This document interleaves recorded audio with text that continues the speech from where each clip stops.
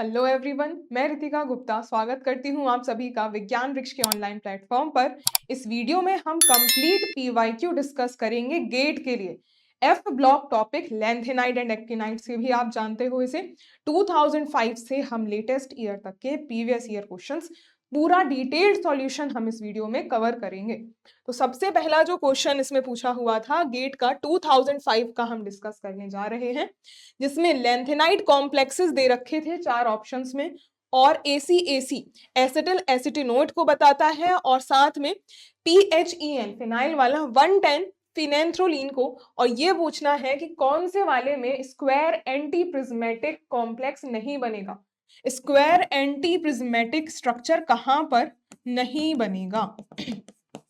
तो square anti prismatic जो होते हैं इस केस में जो कोऑर्डिनेशन नंबर आती है, स्क्वायर एंटी प्रिज्मेटिक के केस में जो भी हम कोऑर्डिनेशन नंबर निकालते हैं, कोऑर्डिनेशन नंबर इस केस में होती है 8। स्क्वायर एंटी प्रिज्मेटिक जैसे ऑक्टाहेड्रल में कोऑर्डिनेशन नंबर 6 होती है, just like that square anti prismatic में कोऑर्डिनेशन नंबर 8 होती है। एक एटम से 4 और दूसरे साइड से एक ही एटम से एक साइड 4 और दूसरे साइड एक स्क्वायर काइंड ऑफ हमारा बना होता है। अब जैसे सीरियम का कॉम्प्लेक्स देखो, ये जो NO3 माइनस दिया हुआ है ना, NO3 माइनस, ये एक बाइडेंटेट लीगेंड है, ये एक बाइडेंटेट लीगेंड है। तो अगर यहाँ पे हम चेक करने जाएं तो इसकी जो कोऑर्डिनेशन नंबर बनेगी, 6 ऐसे लीगेंड्स हैं और उसमें 2 डेंटिसिटी है, तो कोऑर्डिनेशन नंबर इसकी 12 आती है। और इसका अगर स्ट्रक्चर की बात करी जाए ना तो इस कोऑर्डिनेशन नंबर 12 वाले केस में आइकोसाहेड्रल स्ट्रक्चर बनता है, आइकोसाहेड्रल स्ट्रक्चर बनता है। और क्वेश्चन में बताना था किसमें स्क्वायर एंटी प्रिज्मेटिक नहीं बन रही, दैट डू नॉट फॉर्म, तो पहले में ही नहीं बन रही, तो ये हमारा राइट आंसर होगा। आगे अगर ऑप्शन चेक करो, बाकी ऑप्शंस देखो, ये LA लेंथेनम एसिटिल एसीटोनेट, ये हमने बात करी है कि बाइडेंटेट लीगेंड है और जो वाटर होता है ये एक मोनोडेंटेट लीगेंड की तरह वर्क करता है। कोऑर्डिनेशन नंबर निकालोगे, एसिटिल एसीटोनेट के 3 लीगेंड्स हैं जिनकी 2 डेंटिसिटी है और वाटर 2 लीगेंड्स हैं जिनकी डेंटिसिटी 1 है, तो 6 + 2 विल बी इक्वल टू 8 और 8 के केस में स्क्वायर एंटी प्रिज्मेटिक ही बनती है, तो ये तो बनाएगा, आंसर नहीं होगा। देन हम ये सी ऑप्शन में देखेंगे तो एसिटिल एसीटोनेट के 4 ऐसे लीगेंड्स हमें गिवन है, तो कोऑर्डिनेशन नंबर इसमें 4 × 2 विल बी इक्वल टू 8। जहां जहां कोऑर्डिनेशन नंबर 8 आएगी वो सब स्क्वायर एंटी प्रिज्मेटिक बनाएंगे। लास्ट वाले केस में कोऑर्डिनेशन नंबर एसिटिल एसीटोनेट के 3 लीगेंड्स हैं जिनकी डेंटिसिटी 2 है, फिनेंथ्रोलिन की भी डेंटिसिटी 2 ही होती है, तो फिर इसमें जब आप ऐड करोगे तो ओवरऑल +2 होगा। 2 क्यों होगा, एक लीगेंड है फिनेंथ्रोलिन और ये भी एक बाइडेंटेट लीगेंड ही होता है, ये भी एक बाइडेंटेट लीगेंड है। अगर तो 1 × 2 तो 6 + 2 अगेन कोऑर्डिनेशन नंबर 8 ही मिलेगी, तो हर केस में कोऑर्डिनेशन नंबर 8 है, जहां नहीं है वो फर्स्ट ऑप्शन है। और ये सीरियम का नाइट्रेट वाला आइकोसाहेड्रल इसका स्ट्रक्चर होता है। तो बढ़ते हैं अब अगले क्वेश्चन पे। नेक्स्ट क्वेश्चन है 2007 का। इसमें क्या है कि गेट में हर साल ये एफ ब्लॉक का क्वेश्चन आता ही नहीं है, अगर आता है एक क्वेश्चन आएगा, तो जहां जहां पे भी आए हुए हैं वो सारे हम कवर कर लेंगे।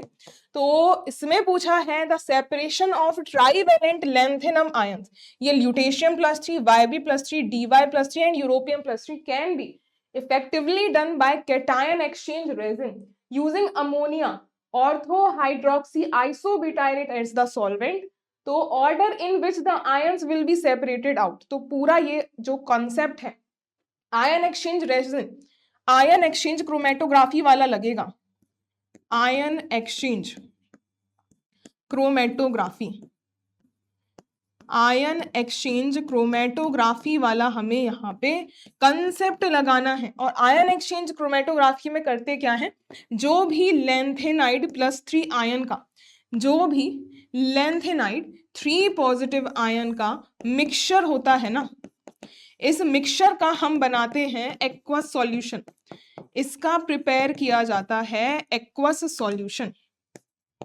इसका बनाया हमने एक्वस सॉल्यूशन। तो इसमें जो मेनली होता क्या है, इसका अगर कंसेप्ट समझने जाए तो एक कॉलम होता है, इसमें एक हमारे पास कैटायन एक्सचेंज कॉलम होगा। तो कॉलम बना लेते हैं। ये इसमें कुछ इस तरीके से हमें कॉलम दिया होता है, और कॉलम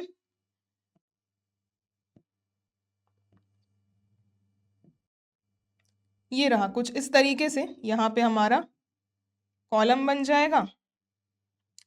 तो इसमें जो भी रेजिन होगी, यहाँ पे साइड में लगाते हैं रेजिन, और रेजिन लगी होती है, साथ में ऊपर से हम पोर करते हैं लैंथेनाइड 3 पॉजिटिव आयन का। जो भी मिक्सचर होता है, इसमें जितने भी यहाँ लैंथेनाइड है ना, ये प्रेजेंट होंगे, मिक्सचर प्रेजेंट है।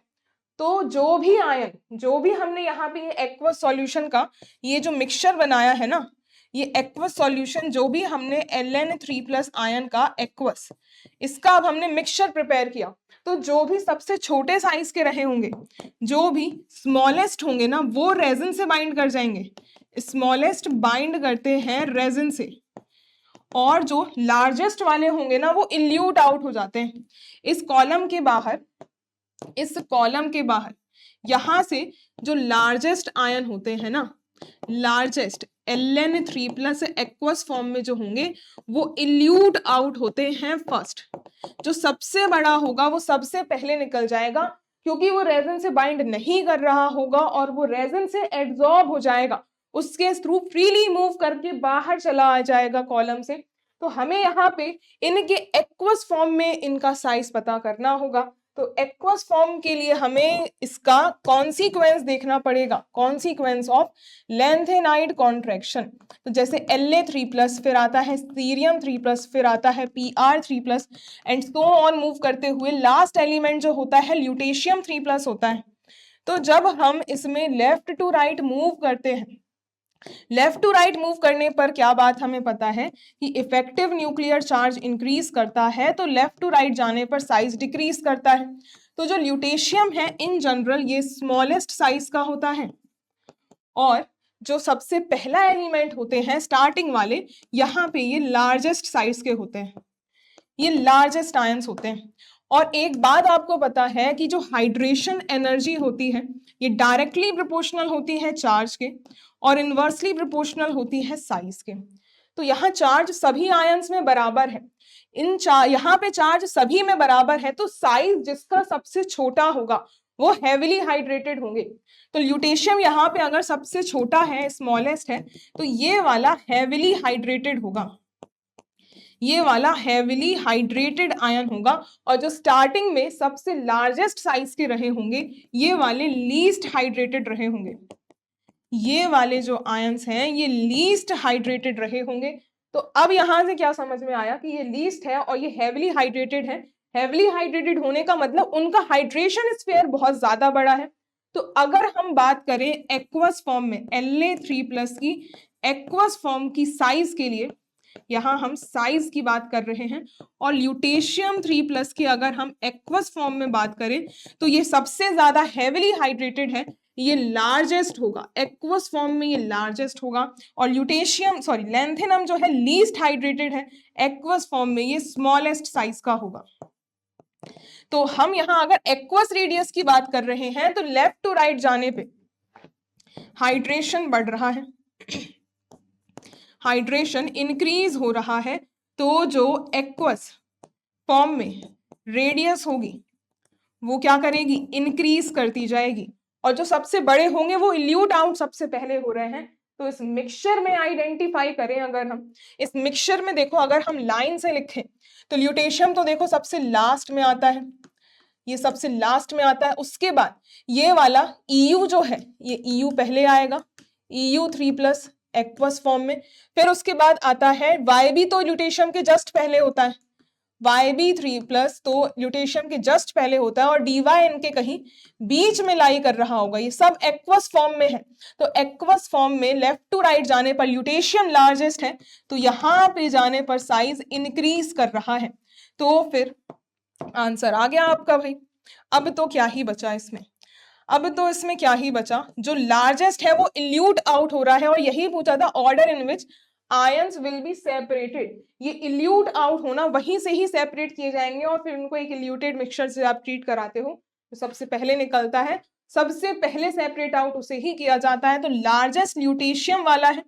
एक्वस फॉर्म यहाँ दिया नहीं है, लेकिन वो एक्वस फॉर्म में ही रहेंगे और वही आपका ऑर्डर सही आएगा। तो ल्यूटेशियम 3+ सबसे पहले निकलेगा, उसके बाद निकल जाएगा YB3+ वाला, फिर आ जाएगा DY3+, और लास्ट में निकलेगा यूरोपियम 3+, जो कि स्मॉलेस्ट साइज का है एक्वस फॉर्म में। ये बात आपको ध्यान रखनी है, चाहे मेंशन करके दे या फिर वो मेंशन करके ना दे। तो अब यहां से आप ऑर्डर देखो, हमें ऑर्डर यही बताना था। तो ल्यूटेशियम सबसे पहले निकलेगा, फिर YB, फिर DY, फिर EU। तो option number A is the right answer.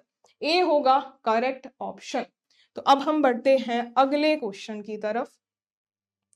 Next ये रहा आपकी स्क्रीन पे, गेट 2013 में नेक्स्ट क्वेश्चन पूछा हुआ था।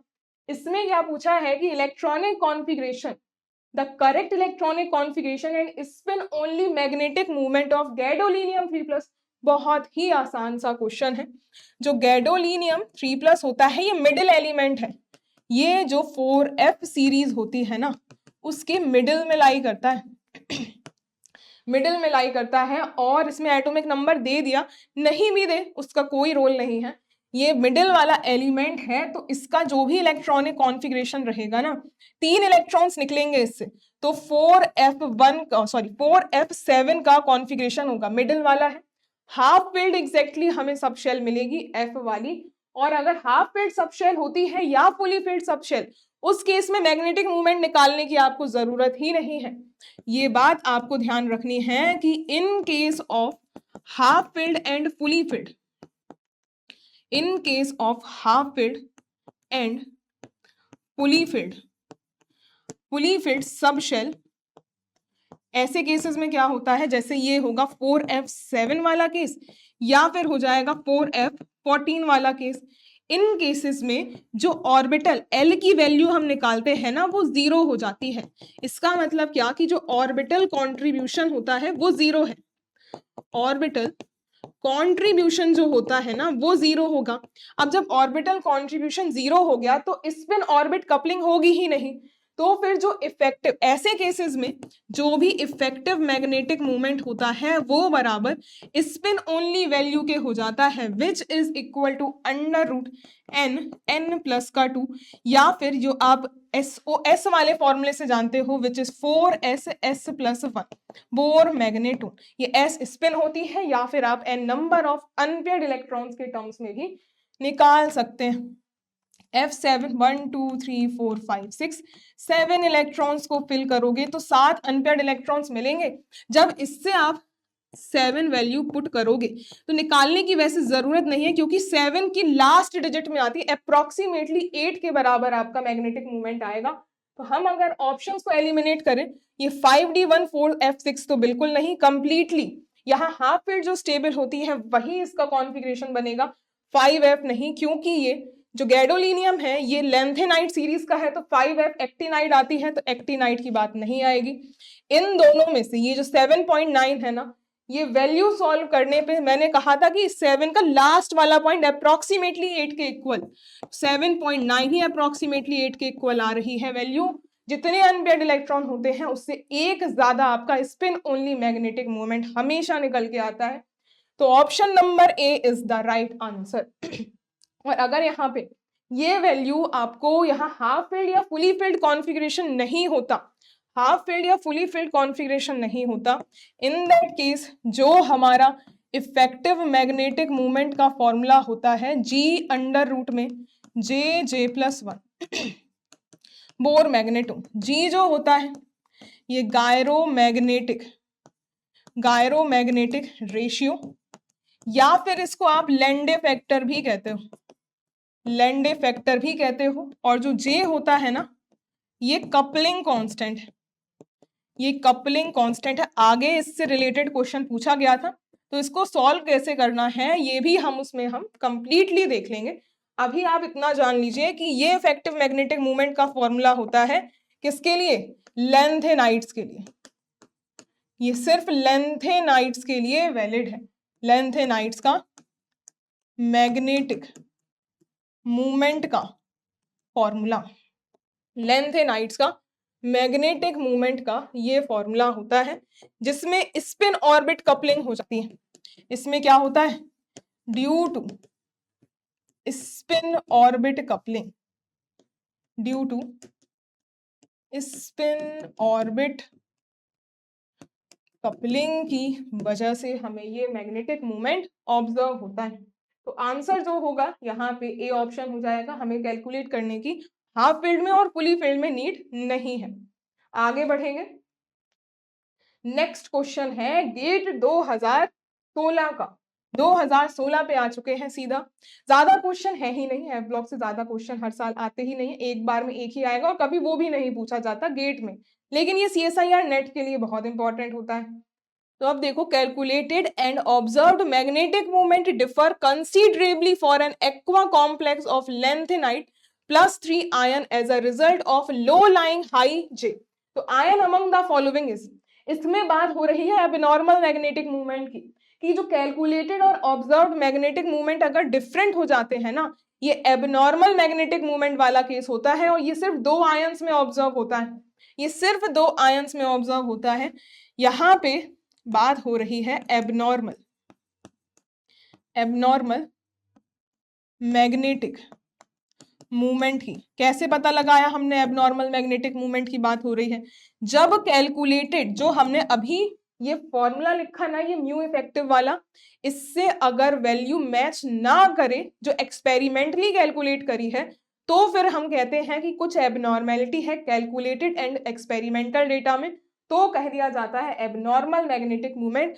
सारे एफ ब्लॉक के एलिमेंट्स जो लेंथेनाइट्स हैं सब इस फॉर्मूले से आ जाते हैं, लेकिन सिर्फ हमारा जो 2 आयंस ऐसे हैं जिस केस में ये मैच डेटा नहीं करता, और जिसमें से पहले नंबर पे यूरोपियम 3+ पढ़ेंगे, जिसमें जब इस फॉर्मूला से कैलकुलेट करते हो मैग्नेटिक मूवमेंट, जिसको कैलकुलेटेड भी कहते हैं या फिर कैलकुलेटेड या फिर इसको थ्योरेटिकल भी कहते हैं, कैलकुलेटेड या फिर इसको थ्योरेटिकल मैग्नेटिक मूवमेंट भी कहा जाता है। इस केस में जब आप मैग्नेटिक मूवमेंट कैलकुलेट करोगे, 0 वैल्यू आती है, 0 बोर मैग्नेटोन वैल्यू आती है, और जब यही एक्सपेरिमेंटली या फिर जिसको कहा जाता है ऑब्जर्व्ड मैग्नेटिक मूवमेंट, ये वैल्यू जब ऑब्जर्व करी गई एक्सपेरिमेंटली, लगभग ये वैल्यू हमें 3.45 बोर मैग्नेटोन के देखने के लिए मिली, अलग अलग टेम्परेचर्स पे। तो फिर इसी वजह से इसको कहा गया। और एक दूसरा था सेमेरियम 3+, जिसमें यही जब हमने कैलकुलेट किया मैग्नेटिक मूवमेंट, तो वो वैल्यू आई 0.8 बोर मैग्नेटोन, और यही वैल्यू जब एक्सपेरिमेंटली या फिर जिसको हम ऑब्जर्व कह देते हैं, ये वैल्यू लगभग निकल के आई 1.6 से 1.8 बोर मैग्नेटोन के बीच। तो ये दोनों आयंस यहाँ पे ऑब्जर्व हुए थे।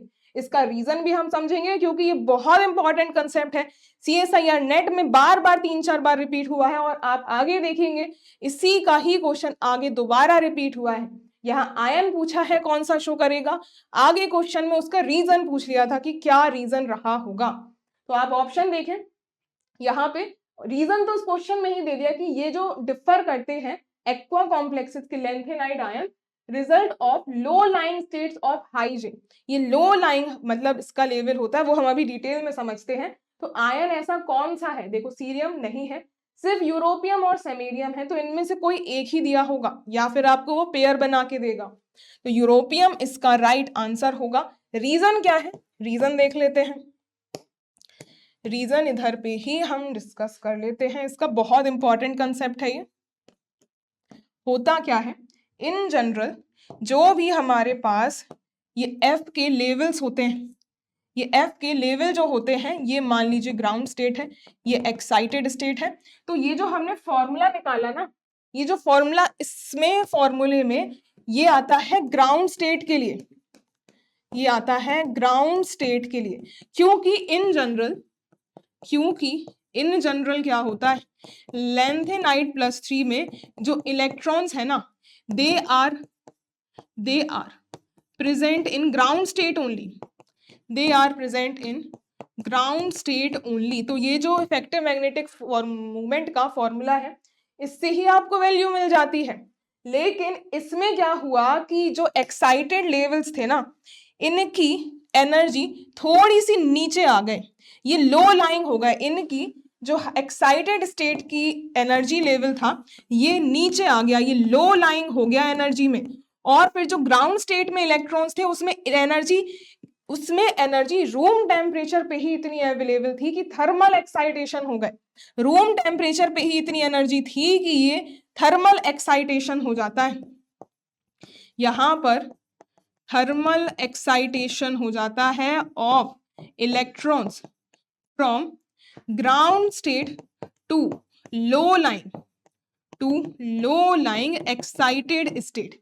तो यहां ग्राउंड स्टेट में ही इतनी एनर्जी है कि वो एक्साइटेड स्टेट में चले गए। तो जो एक्साइटेड स्टेट में इलेक्ट्रॉन्स हैं उस इफेक्टिव मैग्नेटिक मूवमेंट वाले फॉर्मूले से उसके लिए नहीं आएगी वैल्यू। दैट्स वाई यहाँ पे जो एडिशनल ऑब्जर्व हो रहा है एक्सपेरिमेंटली वो एक्साइटेड स्टेट वाले इलेक्ट्रॉन्स के लिए है, जो कि हमारा कैलकुलेटेड वाला फॉर्मूला काउंट नहीं करेगा। This was the reason of this abnormal magnetic movement. और ये सिर्फ 2 ही केसेस में ऑब्जर्व हुआ था। तो ये बहुत इंपॉर्टेंट कंसेप्ट है, बार बार रिपीट होता है, ये आपको ध्यान में रखना है। आगे बढ़ते हैं। अब यहाँ पे पूछा है कि कौन सा जो लैंथेनाइड आयन है वो कलर शो करेगा एक्वस सॉल्यूशन में। तो इसकी एक मेन स्मिथ की टेबल होती है। पहली बात तो अगर लैंथेनम +3 वाला है ना, La3+ वाला है, ये F में 0 इलेक्ट्रॉन, F0 वाले कलरलेस होते हैं। F0 वाले जो केसेस होते हैं कोई इलेक्ट्रॉन्स ही नहीं है भाई, तो कलरलेस होगा। एक तो ये 0 इलेक्ट्रॉन्स वाला, एक हाफ फिल्ड वाला और फुली फिल्ड वाला। इनफैक्ट इसमें तो F1 और F14 और F13 वाले भी कलरलेस होते हैं यूवी और IR रीजन में आने की वजह से। हर एक का हम देख लेंगे। अब जैसे यूरोपियम 3+ है, इसमें F6 इलेक्ट्रॉन्स होते हैं, इसमें F6 इलेक्ट्रॉन्स होते हैं और ये वाला पेल पिंक कलर का होता है, ये पेल पिंक कलर का होता है। गैडोलिनियम, ये अभी हमने इलेक्ट्रॉनिक कॉन्फ़िगरेशन देखा, 4F में 7 इलेक्ट्रॉन्स और ये वाला स्पिन फॉरबिडन रीजन में आएगा। इसमें स्पिन अगर देखो कलर शो करते हैं तो कुछ ना कुछ ट्रांजिशंस होते हैं, ट्रांजिशंस के दौरान जो हमारी एनर्जी निकलती है उसी से ये कलर रिफ्लेक्ट होता है। तो ये जो F7 है ना, ये हाफ फील्ड वाला केस है। कोई भी ट्रांजिशन अगर होगा, इलेक्ट्रॉन जो भी हमारा अनपेयर्ड है दूसरी शेल में जाके उसको पेयर अप कर देगा, यानी कि ओवरऑल इस केस में जो भी ट्रांजिशन होंगे उस केस में जो डेल्टा एस की वैल्यू होगी वो चेंज हो जाएगी, स्पिन की वैल्यू चेंज हो जाएगी। तो ये स्पिन फॉरबिडन रीजन में आने की वजह से कैसे होते हैं, ये भी कलरलेस होते हैं, ये भी गैडोलिनियम भी कलरलेस होगा। और लास्ट वाला ये ल्यूटेशियम जो है, ल्यूटेशियम 3+ भी अभी बात करी हमने, 4F14, ये तो फुली फिल्ड है भाई, कोई अनपेयर्ड इलेक्ट्रॉन ही नहीं है। ये कैसा है, फुली फिल्ड है, ये वाला फुली फिल्ड है। तो ऐसे केसेस में भी क्या होगा, इस केस में भी स्पिन फॉरबिडन होगा और ऐसे केस भी कलरलेस के ही होते हैं। ये भी कलरलेस वाले रीजन में ही लाई करेगा, तो बी आंसर सही होगा। बाकी एक टेबल से इसमें जो एक और एडिशनल कंसेप्ट पूछा जाता है, किसके सेम कलर बनेंगे, तो इस टेबल को बनाना आप सीख ही लो। मेन स्मिथ की टेबल होती है, जैसे आप ऑर्डर आपको याद होना चाहिए, La3+ से पहले लिख लो नीचे गैडोलिनियम 3+ तक, सीरियम +3, फिर उसके बाद Pr3+, फिर Nd3+, फिर उसके बाद आता है Pm3+, Sm3+, सेमेरियम आ गया, फिर Eu आ गया, यूरोपियम, और फिर आ गया गैडोलिनियम 3+। इसके करस्पॉन्डिंग लगाओ एरो, इसके करस्पॉन्डिंग हमें लगाना है एरो, और उसके साथ में जो एलिमेंट्स आएंगे उनकी सेम कलर हमें ऑब्जर्व होगा। जो एलिमेंट्स इनके सामने आएंगे उनका सेम कलर्स ऑब्जर्व होगा। जस्ट एक एक्सेप्शन है, बस वही हम देख लेंगे, बाकी जो एक दूसरे के सामने लाई करेंगे उनका सेम कलर ऑब्जर्व होता है। गैडोलिनियम तक लिख लिया हमने, यहां से स्टार्ट करो गैडोलिनियम से ही, अब ऊपर पहुंचो, कहां तक जाना है हमें ल्यूटेशियम 3+ तक जाना है। लिखो बाकी के एलिमेंट्स, गैडोलिनियम आ गया, फिर आ जाएगा Tb3+, Dy3+, HO3+, Er3+, Tm3+, Yb3+, और लास्ट वाला ल्यूटेशियम। अब जैसे कि हमने बोला कि गैडोलिनियम वाला तो कलरलेस होता है, ये वाला तो कलरलेस होता है क्योंकि ये कहाँ है, फुली फिल्ड है, स्पिन फॉरबिडन होगा ये, सॉरी हाफ फिल्ड है, ये स्पिन फॉरबिडन रीजन में लाई कर रहा था। और स्टार्टिंग वाले जो है, स्टार्टिंग वाला जो एलिमेंट है ये वाला, ये दोनों ही कलरलेस होते हैं। और अगला सीरियम और YB+3 ये भी कलरलेस होता है, ये भी कलरलेस होते हैं। इसका रीजन आप देख लीजिए, इसका रीजन क्या होता है कि सीरियम में आप कहोगे कि मैम एक अनपेयर्ड इलेक्ट्रॉन तो है, लेकिन ये IR रीजन में लाई करता है, ये वाला UV रीजन में लाई करता है। और इसमें भी एक अनपेयर्ड इलेक्ट्रॉन होता है, F13 कॉन्फ़िगरेशन है, लेकिन ये पर्टिकुलरली IR रीजन में लाई करने की वजह से ये दोनों ही आयंस कलरलेस हो जाते हैं। बाकी सभी में कलर ऑब्जर्व होगा और सेम कलर होगा, सेम कलर होगा, यहाँ पे भी सेम कलर आएगा, सब में सेम कलर ऑब्जर्व हो रहा होगा। लेकिन जो PM और HO3+ है ना, बस ये एक्सेप्शन केस आपको ध्यान में रखना है, सिर्फ यही एक एक्सेप्शन केस हमें ध्यान में रखना है कि इनका जो कलर है वो सेम नहीं होता, ये डिफरेंट कलर के होते हैं, ये डिफरेंट कलर के ऑब्जर्व होते हैं। बाकी सब में सेम कलर आएगा, ये भी सेम कलर और ये भी सेम कलर के होंगे। और ये वाला तो कलरलेस है, ये वाला कैसा है, ये वाला तो कलरलेस है। ये टेबल आपके बहुत ज्यादा काम में आएगी कि यूजुअली कलरलेस वाले आपको पता ही है, ये पहले वाले दो होंगे, फिर उसके बाद लास्ट वाला होगा, बाकी सारे कलरफुल होंगे। और सेम कलर जो है ये पूछा जाता है एग्जामिनेशन पॉइंट ऑफ व्यू से, इंपॉर्टेंट है। तो ऑप्शन यहाँ जो करेक्ट है वो बी हो जाएगा, और ये सब एडिशनल आपके लिए इंपॉर्टेंट रहेंगे। नेक्स्ट क्वेश्चन जो है ये है गेट 2018 का, जिसमें पूछा हुआ है generally coordination number and nature of the electronic absorption of FF transition of lanthanide ions in their complexes. मतलब कि इनकी जो कोऑर्डिनेशन नंबर होती है जनरली कैसी होती है, और इसमें किस तरीके के FF ट्रांजिशंस का नेचर होता है। देखिए जो FF ट्रांजिशंस है ना, FF ट्रांजिशन ये होते हैं लेपोर्टे फॉरबिडन, ये लेपोर्टे फॉरबिडन होते हैं। इसके पहले मैंने कहा था कि स्पिन फॉरबिडन, क्योंकि दो सिलेक्शन रूल होते हैं, ये आपको पता होनी चाहिए बात, तो फिर भी मैं आपको एक बार रिवाइज करवा देती हूँ कि दो सिलेक्शन रूल होते हैं। पहला वाला होता है एक स्पिन सिलेक्शन रूल, एक होता है स्पिन सिलेक्शन रूल, जिसके अकॉर्डिंग कोई भी ट्रांजिशन हो रहा है स्पिन चेंज नहीं होनी चाहिए, तो वो स्पिन वाला रूल फॉलो करेगा। और दूसरे वाला होता है लेपोर्टे सिलेक्शन रूल, जिसके अकॉर्डिंग डेल्टा एल यहाँ पर एजीम्यूथल क्वांटम नंबर की वैल्यू है, ये वैल्यू बराबर +-1 के होनी चाहिए। यानी कि मान लो अगर ये S, P, D, F इतनी सब शेल आपने पढ़ी हुई है, तो जो ट्रांजिशन हो रहा है S से P में जाए या P से D में जाए या D से F में जाए या F से D में, D से P में और इससे इसमें आए, क्योंकि जो S के लिए L की वैल्यू होती है ये 0 होती है, इसके लिए 1 होती है, यहाँ 2 होती है, इधर 3 होती है। एक से वैल्यू चेंज करनी चाहिए, या +1 हो या -1 हो। डायरेक्टली S से हम D में नहीं जा सकते, ना ही S से आप F में जा सकते हो। डायरेक्ट आप एक बीच में जंप नहीं करा सकते, वो लेपोर्टे फॉरबिडन हो जाएगा, सिर्फ एक का चेंज आना चाहिए। ये होता है लेपोर्टे सिलेक्शन रूल। अब अगर हम FF ट्रांजिशंस की जो बात कर रहे थे, इसमें जो L की वैल्यू है, इधर पे भी 3 और 3 से 3 में ही जा रहे हो अगर, तो डेल्टा L की वैल्यू बराबर 0, सेम शेल पे ट्रांजिशन 0, इसीलिए ये लेपोर्टे फॉरबिडन है। लेपोर्टे फॉरबिडन है इसीलिए ये वाले जो स्पेक्ट्रा ऑब्जर्व होते हैं ना, वो हमारे वीक होते हैं। वीक स्पेक्ट्रा जो होते हैं वो शार्प लाइन लाइक होते हैं, शार्प होते हैं एंड लाइन लाइक ऑब्जर्व होते हैं। अगर स्पेक्ट्रा वीक आता है, शार्प यानी कि ऐसा, लाइन लाइक यानी कि ऐसा, कुछ भी आपको नजर आ सकता है, तो FF transitions are weak and sharp line like observe होते हैं। और दूसरा यहाँ कोऑर्डिनेशन नंबर की बात करी गई है, कोऑर्डिनेशन नंबर इनकी काफी ज्यादा होती है as compare to D block elements. Coordination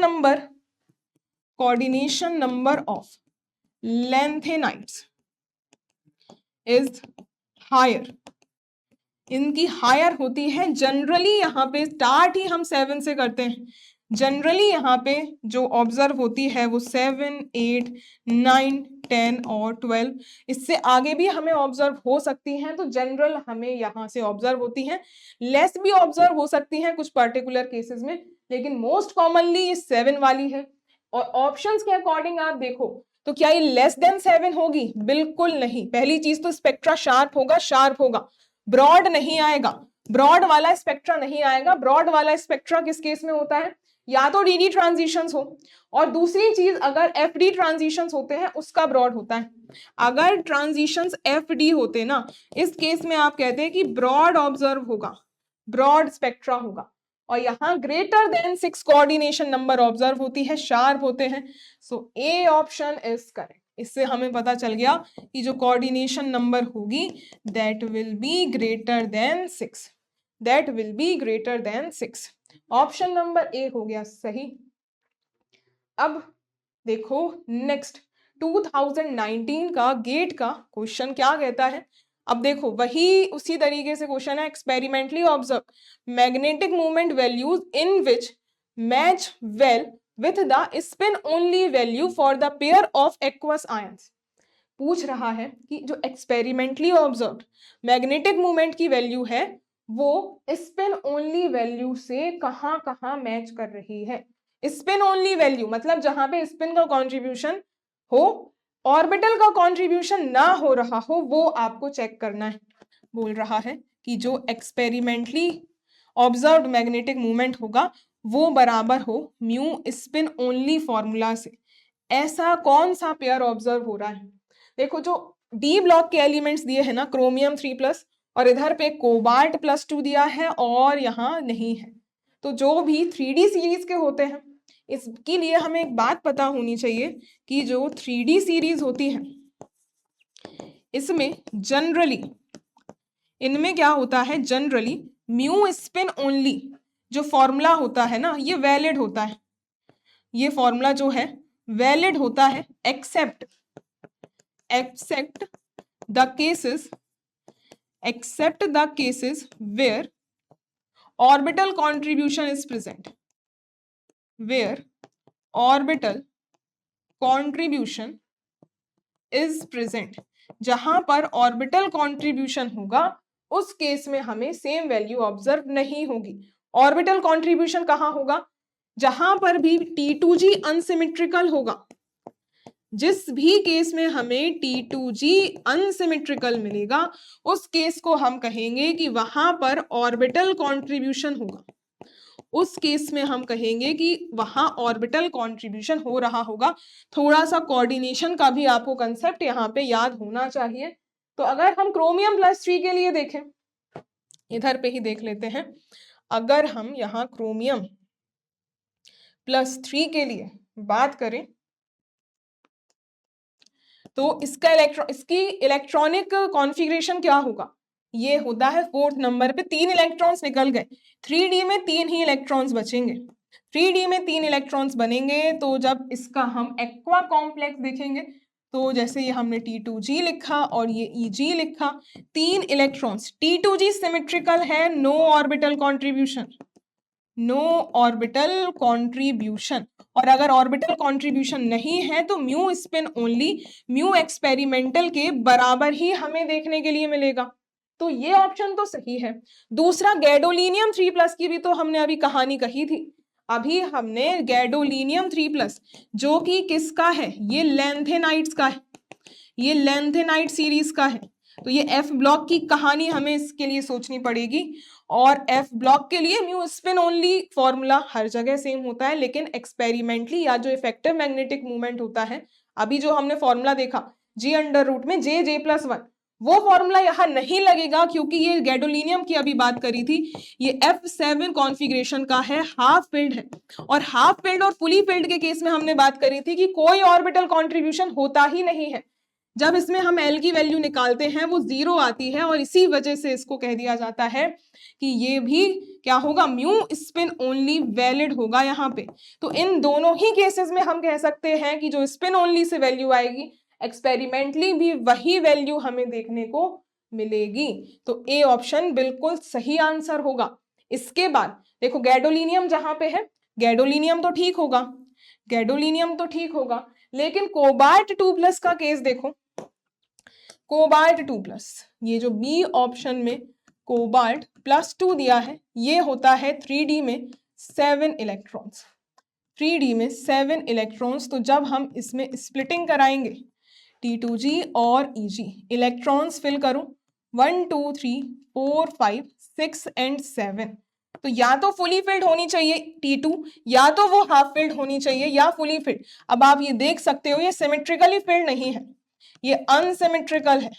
और जहां पर भी T2G अनसिमेट्रिकल आ गया उस केस में हम कहेंगे यहां पर ऑर्बिटल कॉन्ट्रीब्यूशन होगा, यहां पर ऑर्बिटल कंट्रीब्यूशन हो रहा होगा। तो जो mu spin only say value आएगी ना वो बराबर नहीं होगी, वो बराबर नहीं होगी। जो म्यू एक्सपेरिमेंटली हम निकालेंगे ना ये वैल्यू ज्यादा आएगी, ये वैल्यू बराबर हो ही नहीं सकती क्योंकि इसमें कुछ ना कुछ ऑर्बिटल कंट्रीब्यूशन जरूर लग रहा होता है। तो ये इसी वजह से कोबाल्ट वाला स्पिन ओनली की वैल्यू बराबर नहीं देगा। उसके बाद क्रोमियम प्लस 3 तो ठीक है, Dy3+ का केस देख लेते हैं। सी ऑप्शन को हम यहां पे चेक करें, Dy3+, इसका इलेक्ट्रॉनिक कॉन्फ़िगरेशन क्या होगा? गैडोलिनियम के बाद आता है Tb के बाद आता है Dy, तो ये है F9 और ये ना ही हाफ फिल्ड है ना ही ये फुली फिल्ड है। इसके अलावा जो हमने ये केसेस देखे थे ना, जो half filled and fully field वाले, ये हमने जो केसेस देखे हैं कहां पर गया ये वाला, यहाँ हमने जो बात करी थी ना cases of half filled and fully field subshell, इन्हीं केस में ये जो वैल्यू है वो स्पिन ओनली के बराबर आ रही है। रेस्ट ऑल जितने केसेस हैं सब में आपकी एक्सपेरिमेंटल वैल्यू ज्यादा आती है, सब में ज्यादा आती है एक्सेप्ट वो जो ल्यूटेशियम वाला एक केस है उसकी बात अलग है। और ये हम आ गए इसमें। तो जब यहाँ पे हम जो म्यू इफेक्टिव से निकालेंगे G√में J+1 बोर मैग्नेटोन से वैल्यू, तो ये वैल्यू जो आएगी एक जो म्यू स्पिन ओनली फॉर्मूला की वैल्यू होती है √में S या 4S S+1 बोर मैग्नेटोन, ये वैल्यू दोनों इक्वल नहीं होंगी। जो म्यू इफेक्टिव से वैल्यू आएगी ना ये ज्यादा आएगी म्यू स्पिन ओनली फॉर्मूला के कंपैरिजन में। हाफ फिल्ड फुली फिल्ड नहीं है तो इक्वल कभी आ ही नहीं सकती अगर एफ ब्लॉक की बात कर रहे हो तो। अब हम लास्ट केस एक और जो बचा है उसकी भी बात कर लेते हैं। यहाँ है ल्यूटेशियम 3+, ल्यूटेशियम 3+ के केस में बराबर होगी वैल्यू क्योंकि ये फुली फिल्ड वाला है, लेकिन Tb3+ के केस में नहीं होगी। तो इसके लिए भी हम लिख लेते हैं जो डी ऑप्शन है, ल्यूटेशियम 3+ जो है 4F14 वाला केस है, ये कैसा बन रहा है? ये फुली फिल्ड कॉन्फ़िगरेशन बन रहा है और फुली फिल्ड के केस में L की वैल्यू 0, नो ऑर्बिटल कॉन्ट्रीब्यूशन। तो म्यू स्पिन ओनली बराबर म्यू एक्सपेरिमेंटल या फिर जो आपको यहाँ पे म्यू इफेक्टिव की बात करी गई है इस केस में तो सही होगा, लेकिन जो TB की बात करी गई है ये है 4F में 8, ना हाफ फिल्ड है ना फुली फिल्ड है, तो जो एक्सपेरिमेंटली वैल्यू आएगी वो ज्यादा आएगी as compare to mu spin only value. तो ये सारे सेट्स में से एक तो ऐसा है जो वैल्यू बराबर दे रहा है, लेकिन दूसरा ऐसा है जो बराबर वैल्यू नहीं दे रहा। जैसे इन दोनों में ल्यूटेशियम देगा TB नहीं देगा, यहाँ कोबाल्ट नहीं दे रहा था गैडोलिनियम दे रहा था। इस केस में क्रोमियम तो वैल्यू बराबर दे रहा था लेकिन Dy नहीं दे रहा था। सिर्फ फर्स्ट केस ऐसा है जिसमें दोनों वैल्यूज इक्वल होंगी। सो A is the right answer. बढ़ते हैं आगे, बढ़ते हैं आगे। और अगर आपको सारे सॉल्यूशन सही समझ में आ रहे हो, वीडियो आपको अच्छी लग रही हो तो लाइक शेयर कमेंट करना मत भूलिएगा। तो अगर इस क्वेश्चन पे हम आए तो uranium recovery process, NAT question है गेट का, NAT क्वेश्चन है एक्वस सॉल्यूशन ऑफ यूरेनाइल को बोल रहा है कि इवेपोरेट किया गया है। तो जो भी यहाँ पे यूरेनियम रिकवरी प्रोसेस में अगर उसको इवेपोरेट करते हो और इवेपोरेट करने के बाद ड्राई किया गया है एयर में 400 डिग्री सेल्सियस में और उसके बाद उसको हाइड्रोजन के साथ रिएक्ट करवा के 700 डिग्री सेल्सियस पे एक यूरेनियम का कंपाउंड हमने ऑब्टेन किया है X। तो oxidation state of uranium X में क्या रही होगी इसको थोड़ा समझिए। सबसे पहले जो भी हमें बोल रहा है कि एक्वस यूरेनियम का जो भी एक्वस सॉल्यूशन इसने लिया, इसकी रिकवरी प्रोसेस में जब इसको 400 डिग्री पे हीट करोगे ना, 400 डिग्री सेल्सियस में हीट करा जाता है तो ये स्टेबल ऑक्सीडेशन स्टेट वाले ऑक्साइड में कन्वर्ट होता है, ये बनाता है UO3 और कहीं कहीं पर भी U3O8 जो कि पिच ब्लेंड, ये क्या है? ये है pitchblende, most stable ore of uranium, जिससे हम एक्सट्रैक्ट करते हैं फ्रॉम अर्थ क्रस्ट यूरेनियम को। लेकिन इन जनरल यूरेनियम की जो मोस्ट स्टेबल ऑक्सीडेशन स्टेट होती है दैट इज +6। +6 जो है यहां पर मोस्ट स्टेबल ऑक्सीडेशन स्टेट होती है ऑफ यूरेनियम। तो इसीलिए हमें जो मेजर ऑब्जर्व होता है वो UO3 ऑब्जर्व होता है। अब UO3 जो हमें ऑब्जर्व हुआ है 400 डिग्री पे हीट करने के बाद, इसको बोला फर्दर रिड्यूस कर दो हाइड्रोजन डाल के और लगभग 700 डिग्री सेल्सियस पे इसको हीट कर दो। इसके बाद जो हमें प्रोडक्ट मिलता है वो मिलता है UO2। UO2 हमें मिलता है और फिर इससे भी वाटर मॉलिक्यूल निकल जाता है। तो फिर हमारे पास ये जो कंपाउंड बना ना यही X है। और इसमें पूछा था कि यूरेनियम की ऑक्सीडेशन स्टेट क्या होगी।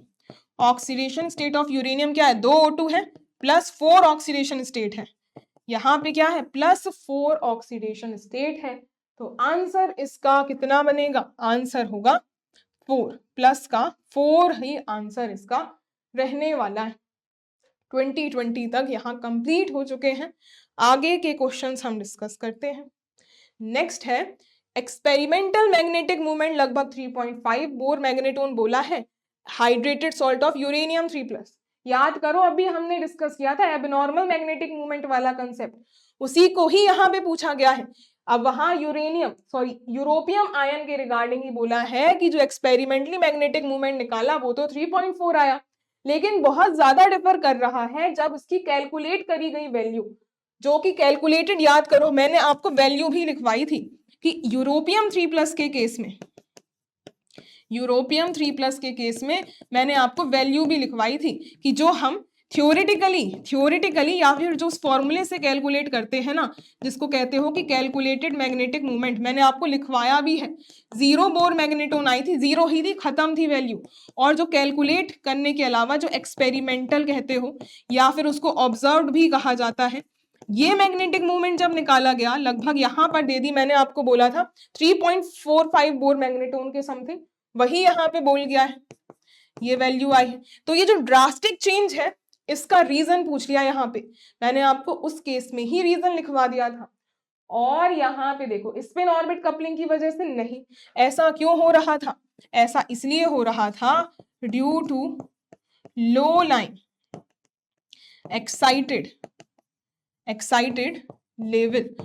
इसकी वजह से क्या होता था, इलेक्ट्रॉन्स का ट्रांजिशन हो जा रहा था due to low line excited levels. तो ऑप्शन देखो उसमें इलेक्ट्रॉन्स आ जा रहे थे, तो मोस्ट एप्रोप्रिएटली क्या लिखेंगे इसका, due two electrons present in low line excited state.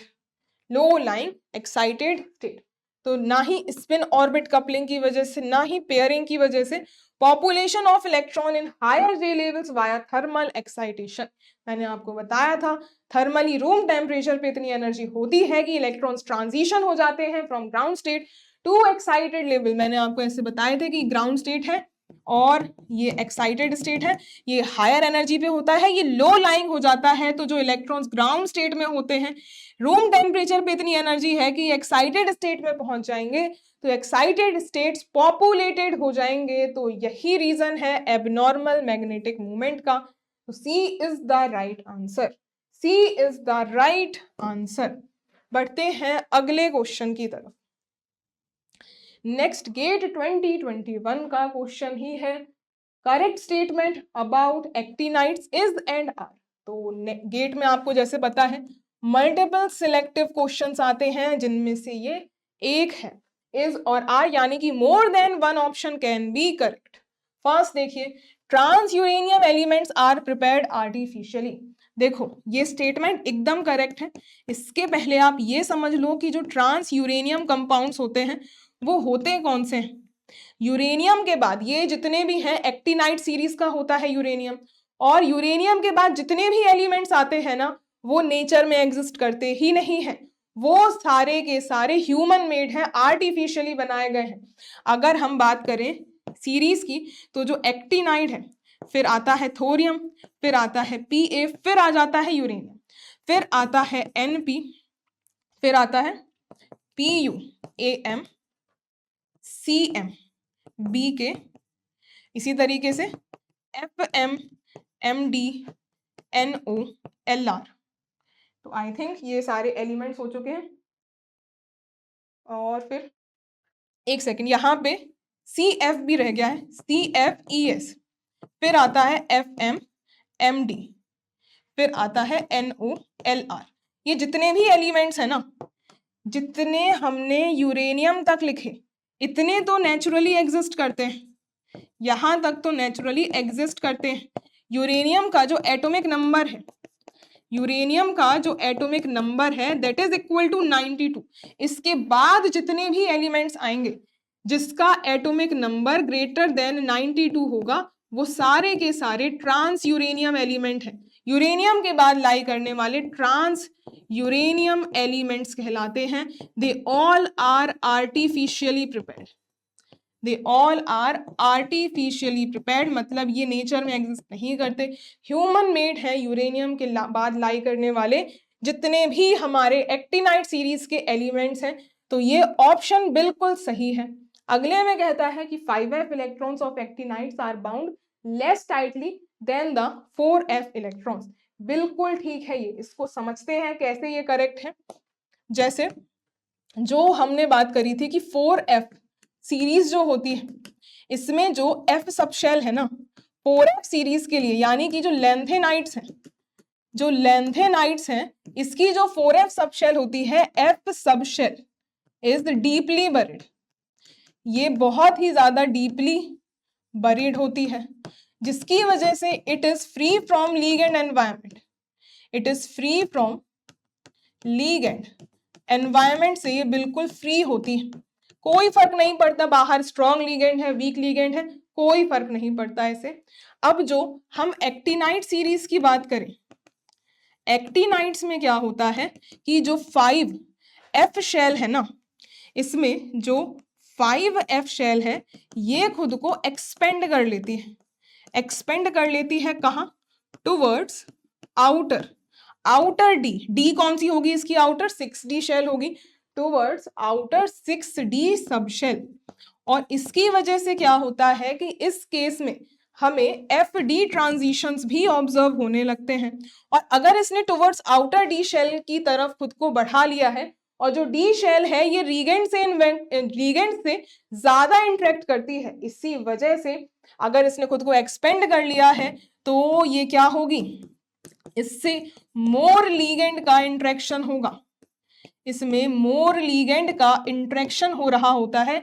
इसी वजह से जो कॉम्प्लेक्स फॉर्मिंग टेंडेंसी भी होती है ना, इसी वजह से जो कॉम्प्लेक्स फॉर्मेशन टेंडेंसी आती है, इसी वजह से जो कॉम्प्लेक्स फॉर्मेशन टेंडेंसी आती है वो एक्टिनाइट्स की ज्यादा होती है as compare to lanthanide element, क्योंकि जो लेंथेनाइट्स हैं उसकी जो एफ शेल है वो डीपली बरीड है, फ्री फ्रॉम लीगेंड एनवायरमेंट, और जो एक्टिनाइट्स हैं उसकी जो अंदर वाली 5f शेल है ना उसको खुद को एक्सपेंड कर लिया है आउटर 6d शेल की तरफ। तो 6d शेल की तरफ अगर वो चली गई है, बाहर नेचर से वो ज्यादा इंटरेक्ट करेगी, लीगेंड से ज्यादा इंटरेक्ट करेगी, तो लीगेंड से ज्यादा कॉम्प्लेक्स बनेंगे, that's why complex forming tendency भी इसकी बढ़ जाती है। ऑप्शन में कह रहा था कि 5f इलेक्ट्रॉन्स और actinide are less tightly bound, तो जब इसने खुद को एक्सपेंड ही कर लिया है और बाहर एनर्जी ज्यादा होती है तो obviously it is less tightly bound by the nucleus, this is also correct. फिर है ऑल एक्टिनाइट्स आर रेडियोएक्टिव, बिल्कुल ठीक स्टेटमेंट है, ये भी एकदम सही है। जितने भी हमने यहाँ एलिमेंट लिखे हैं 1 2 3 4 5 6 7 8 9 10 11 12 13 14, ये LR है भाई, सारे के सारे जितने भी 14 एलिमेंट्स होते हैं they all are radioactive, all actinides are radioactive. लेकिन अगर यहीं पे बात करी जाती ना लेंथेनाइट्स के लिए, लेंथेनाइट्स का अगर केस होता ना तो सिर्फ जो PM होता है, प्रोमेथियम जो होता है, only this one is radio active, only this one is radio active. Only PM is radio active, rest all जितने होते हैं लैंथेनाइट्स के केस में दे ऑल आर इनएक्टिव, वो रेडियो एक्टिविटी नहीं दिखाते, लेकिन एक्टिनाइट्स के सारे दिखाएंगे तो सी भी सही है। नेक्स्ट देखो, actinides do not exhibit actinide contraction, जैसे लैंथेनाइट्स का लैंथेनाइट कॉन्ट्रैक्शन लगता है, 5F शेल तो और भी ज्यादा कॉन्ट्रैक्शन लगाती है और जिसकी वजह से रिलेटिविस्टिक इफेक्ट ऑब्जर्व होता है। तो ये स्टेटमेंट बिल्कुल इनकरेक्ट होगी भाई कि एक्टिनाइट कॉन्ट्रैक्शन नहीं लगाएंगे, ये ही बस गलत होगी, बाकी सारी की सारी सही है। A, B and C are correct, 3 options हमें सही मिल जाएंगे। बढ़ते हैं आगे। नेक्स्ट क्वेश्चन है, ये NAT काइंड ऑफ क्वेश्चन था गेट 2023 का। इसमें जैसे हमने जो फॉर्मूला डिस्कस किया था ना अभी इफेक्टिव मैग्नेटिक मूवमेंट निकालने वाला, मैंने तभी आपको कहा था आगे क्वेश्चन आएगा उसमें हम देख लेंगे कि इस फॉर्मूला को अप्लाई कैसे करना है। तो देखिए कैलकुलेटेड मैग्नेटिक मूवमेंट ही निकालना है सीरियम 3+ कॉम्प्लेक्स के लिए। तो हम यहाँ पे L की वैल्यू कैसे निकालते हैं, J कैसे निकालते हैं, S कैसे निकालते हैं और G जो लेंडे वेक्टर था वो कैसे निकालते हैं, इस एक एग्जाम्पल से आपको सारा फॉर्मूला भी क्लियर हो जाएगा। यहाँ जो आयन दिया है सीरियम 3+, इलेक्ट्रॉनिक कॉन्फ़िगरेशन लिखते आनी चाहिए, इलेक्ट्रॉनिक कॉन्फ़िगरेशन लिखते आनी चाहिए। तो जब इसकी कॉन्फ़िगरेशन लिखोगे ये 4F में एक इलेक्ट्रॉन ही होता है, तो जो भी हमारे पास इलेक्ट्रॉनिक कॉन्फ़िगरेशन आएगा उसको उसकी शेल्स में ड्रॉ करूं, एक इलेक्ट्रॉन है।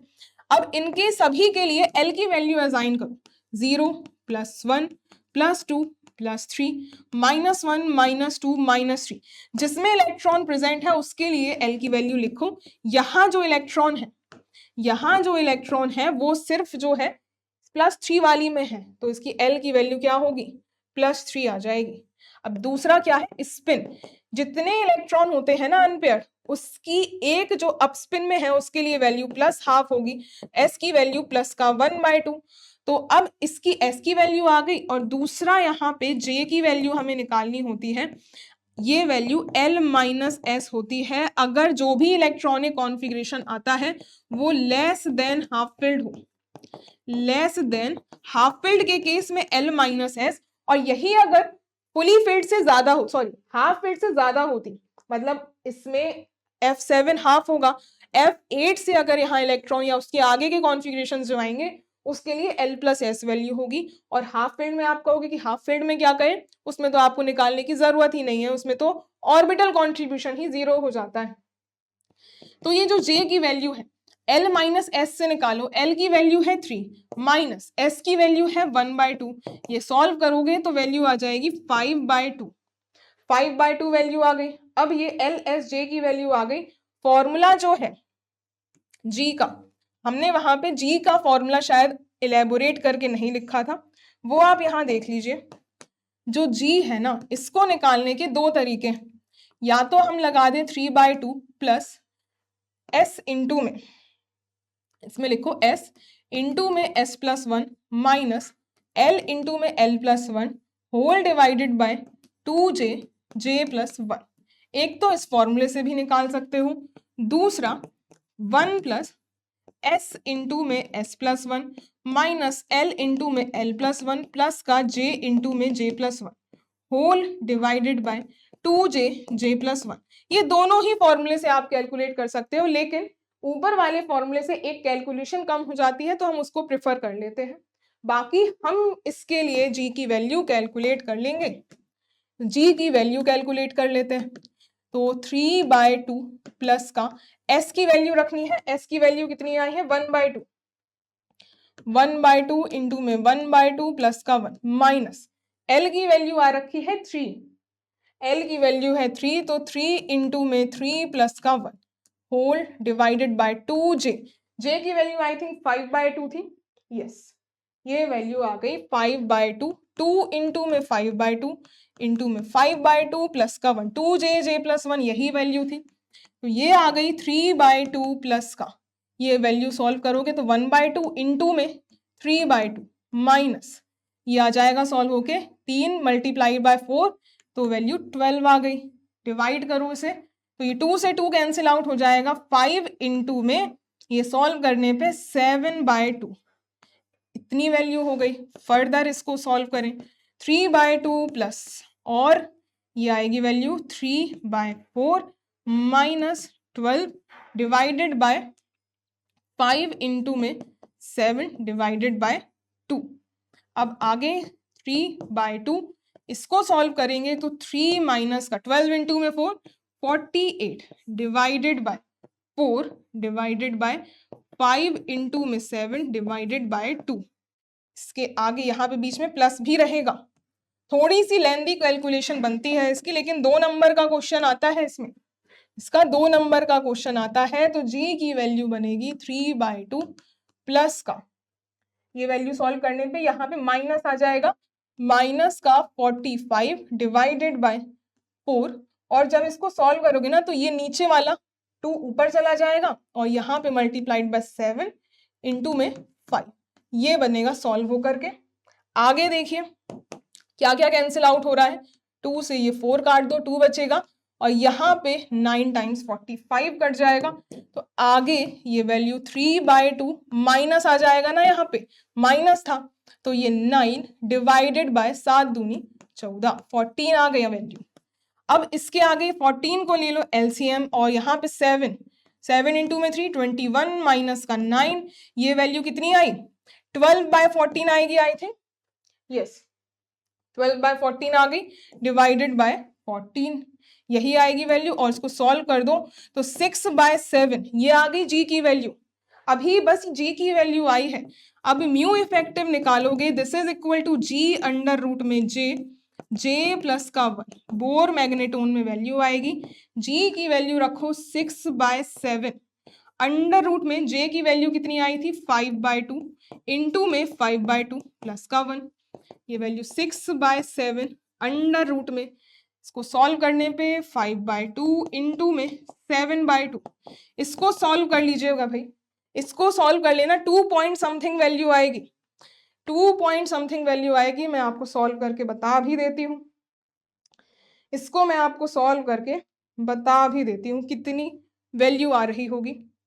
तो इसमें 35 डिवाइडेड बाय 4, इसका लोगे आप अंडर रूट और मल्टीप्लाइड बाय 6 डिवाइडेड बाय 7, लगभग ये वैल्यू आएगी 2.53 बोर मैग्नेटोन, 2.53 बोर मैग्नेटोन। तो आंसर इसका होगा 2.45, सॉरी 2.53 है ना, एनएटी क्वेश्चन था तो राउंड ऑफ आपको करना ही था, तो 2.53 बोर मैग्नेटोन इसमें आंसर आपका निकल आएगा। मोस्ट इंपॉर्टेंट क्या है, ये फॉर्मूला इंपॉर्टेंट है, ये हमारा फॉर्मूला इंपॉर्टेंट है जी की वैल्यू निकालने का, और दूसरा ये वाला म्यू इफेक्टिव वाला फॉर्मूला इंपॉर्टेंट है, ये वाला फॉर्मूला इंपॉर्टेंट रहेगा, ठीक है।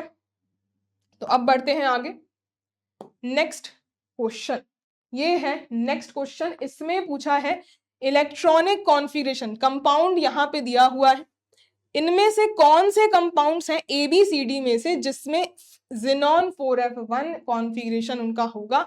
यहाँ पे इज और आर मेंशन्ड है, दैट मीन्स ये भी MSQ वाला ही सेट है, MSQ वाला ही सेट है, और एटॉमिक नंबर सभी के गिवन है, नहीं भी दिए होंगे तो भी आपको आने चाहिए, क्योंकि एटॉमिक नंबर से आप कहाँ ही इलेक्ट्रॉनिक कॉन्फ़िगरेशन बनाते रहोगे, इतना टाइम थोड़ी ना होता है पेपर में।